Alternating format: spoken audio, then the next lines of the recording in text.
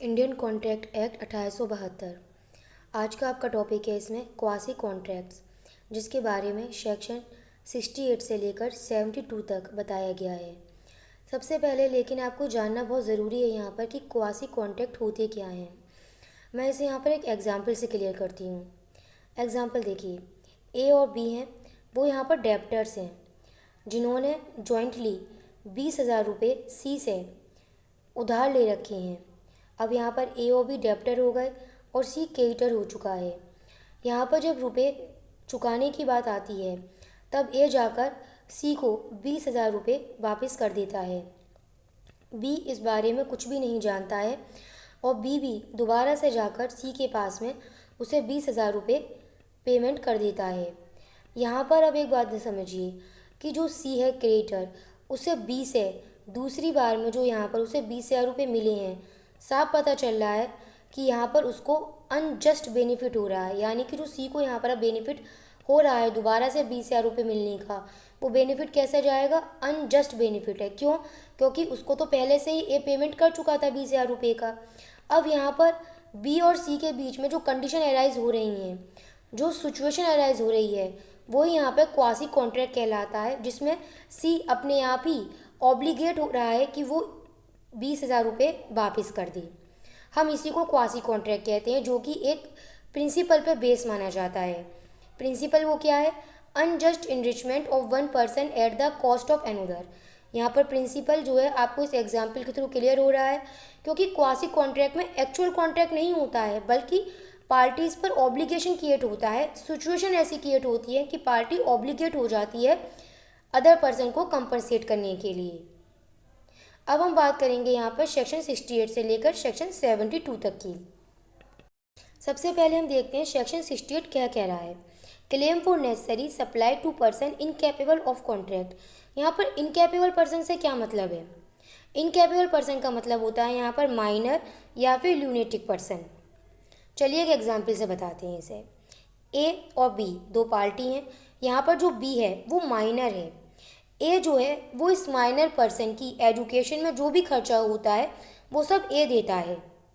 अब यहाँ पर जो ए है वो इस पेमेंट को, जो भी उसने बी की एजुकेशन पर खर्च किया था, उसे रीस्टोर कर सकता है। हाँ, वो उसे रीस्टोर कर सकता है, लेकिन कब? जब सेक्शन 68 की कंडीशन फुलफिल हो रही होंगी तब।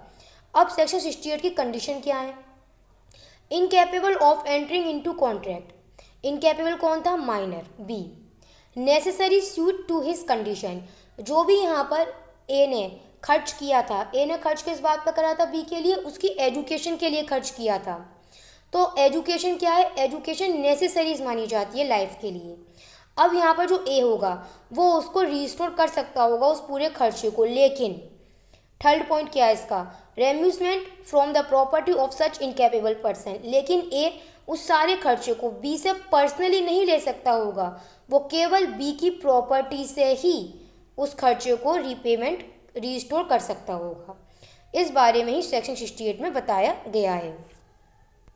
सेक्शन 69, पहले ये जानते हैं कि 69 कहता क्या है। Reimbursement of money paid due by another. चलिए इसे भी एक एग्जाम्पल से क्लियर करती हैं। यहाँ भी दो पार्टी हैं, बी और ए। यहाँ पर ए कौन है? यहाँ पर ए एक ज़मींदार है। ए के पास में एक ज़मीन है और वो उस ज़मीन को बी को लीज पर देता है।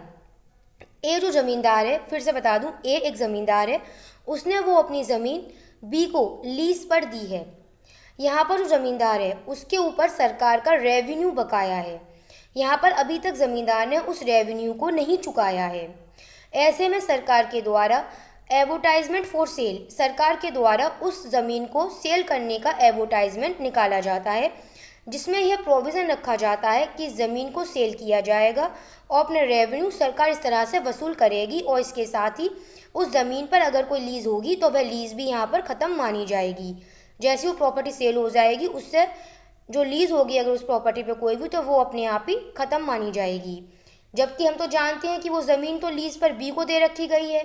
अब यहाँ पर जो बी है वो ये चाहता है कि ये सेल रुक जाए। क्यों रुक जाए?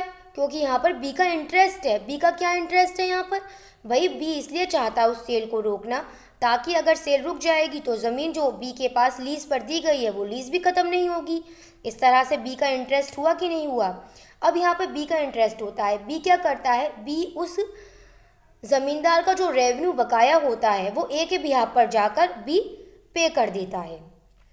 बात समझ में आई। जो बी है उसने सरकार को जो भी रेवेन्यू ए का बकाया होता है उस ज़मींदार का, वो रेवेन्यू बी ने ए के बिहाफ पर जाकर पे कर दिया है। क्यों? क्योंकि उसका उस प्रॉपर्टी में, उस ज़मीन में इंटरेस्ट होता है। अब यहाँ पर जो बी है वो एंटाइटल हो जाता है कि वो ए से उस मनी को रिकवर कर सकता है, और यहाँ पर ए के ऊपर ही ऑब्लिगेशन आ जाता है कि वह बी को उस मनी को रीपे कर दे। और यही बात सेक्शन 69 में बताई गई है। आप इसकी लैंग्वेज देख लीजिए। A person who is interested in the payment of money which another is bound by the law to pay. यहाँ पर a person who is interested कौन है, बी है यहाँ पर इंटरेस्टेड। क्यों इंटरेस्टेड है हम बता चुके हैं। और यहाँ पर लॉ की तरफ से बाउंड कौन है पेमेंट करने के लिए, वो ज़मींदार बाउंड था यहाँ पर। हु पेड, यहाँ पर पे कौन कर रहा है, बी पे कर रहा है। क्यों पे कर रहा है, ताकि उसकी जो ज़मीन जो उसे लीज पर मिली है वो लीज पर से ख़त्म ना मानी जाए। इस तरह से जो बी है यहाँ पर वो एंटाइटल हो जाता है कि वो ए से मनी रिकवर कर सकता है, और इस तरह से बी और ए के बीच में क्वासी कॉन्ट्रैक्ट क्रिएट हो जाता है। अब हम यहाँ पर बात करेंगे सेक्शन 70 की, obligation of person enjoying benefit of non gratuitous act. चलिए यहाँ पर सेक्शन 70 को भी एक एग्जाम्पल समझाते हैं। ए और बी दो पार्टी हैं।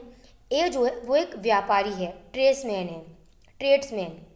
ए एक व्यापारी है और वो बी के घर जाता है। ए अपने संग कुछ गुड्स लेकर जाता है। बाय मिस्टेक वो बी के यहाँ पर उन गुड्स को छोड़ देता है, बाय मिस्टेक। जबकि असलियत में जो ए का इंटेंशन था बी को उन गुड्स को देने का नहीं था, और फ्रीली देने का तो बिल्कुल भी नहीं था, फ्री में देने का तो बिल्कुल भी नहीं था उसका इंटेंशन ए का। अब जो बी है वो क्या करते हैं भाई साहब, यहाँ पर बी उस गुड्स को यूज़ कर लेते हैं। 2 पॉइंट याद रखिएगा इसमें सेक्शन 70 में, कि जो ए था उसका बी के यहाँ पर गुड्स को बी को देने का इंटेंशन फ्रीली नहीं था, और बी ने उन गुड्स को यूज़ कर लिया है। अब ऐसे में ए और बी के बीच में क्वासी कॉन्ट्रैक्ट क्रिएट होता है कि बी या तो ए को वो गुड्स वापस कर दे या फिर उसे कंपनसेट कर दे। ये सेक्शन 70 में बताया गया है। आप इसकी लैंग्वेज देख लीजिए, वो भी यही कह रही है। Deliver to him anything not intention to do so gratuitously. यहाँ पर इस वर्ड का मतलब होता है फ्रीली करने का इंटेंशन नहीं था। Such other person enjoy the benefit. Section 70 इसी विषय में बताता है। अब हम आपसे क्वेश्चन पूछते हैं, उसका बताइएगा आंसर। एग्जाम्पल बताते हैं पहले। बी है, उसके पास एक प्रॉपर्टी है, उस प्रॉपर्टी में आग लग जाती है। ए उस प्रॉपर्टी को बचाता है। यहाँ पर ए ने जो ये काम किया है उसकी बी की प्रॉपर्टी को सेव करने का, साफ पता चल रहा था कि उसका इंटेंशन होता फ्री में काम करने का था, यह साफ पता चल रहा था। और जो बी है उसने benefit enjoy saving the property. जो बी है उसकी तो प्रॉपर्टी बच गई।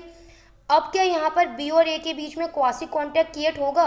अब क्या यहाँ पर बी ए के लिए कंपनसेट करने को लायबल होगा? नहीं होगा। क्यों? क्योंकि मैंने शुरू में भी कहा था सेक्शन 70 में ज़रूरी क्या होगा कि फ्रीली काम करने का इंटेंशन नहीं होगा, प्लस अदर पार्टी ने बेनिफिट यूज़ कर लिया होगा। जबकि यहाँ पर क्या है, इस वाले पॉइंट में जो अभी एग्जाम्पल मैंने पूछा था आपसे, यहाँ पर ए ने जो प्रॉपर्टी बचाई थी आग से वो उसने फ्रीली बचाई थी।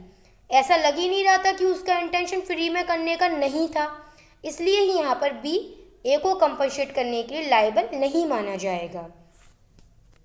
Section 71 responsibility of finder of goods. पहले आज इस सेक्शन की लैंग्वेज देखिए आप। अ person who finds good billowing to another and takes them into his custody is subject to the same responsibility as a bailey। चलिए अब एग्जाम्पल से clear करते हैं। ए है, उसके पास एक बुक है। ए उस बुक का ओनर है और उसके पास एक बुक है, लेकिन वो बुक खो जाती है, लॉस्ट हो जाती है। बी को वह बुक मिल जाती है। अब यहाँ पर बी को जब वह बुक मिल गई है तो बी कौन बन गया? बी बन गया यहाँ पर फाइंडर ऑफ द बुक, यानी कि बी यहाँ पर फाइंडर ऑफ गुड्स बन चुका है।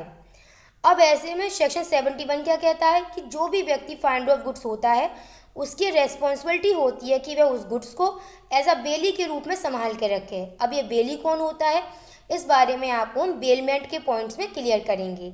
बस इतना बता दें कि यहाँ पर एज अ बेली के रूप में बी की यहाँ पर ड्यूटी यह होगी कि वह उस बुक को जो कि उसे मिली है, जो कि ए की है, अब बी उस बुक को उतनी संभाल के रखेगा जितनी कि वह अपनी बुक को संभाल के रखेगा। क्यों?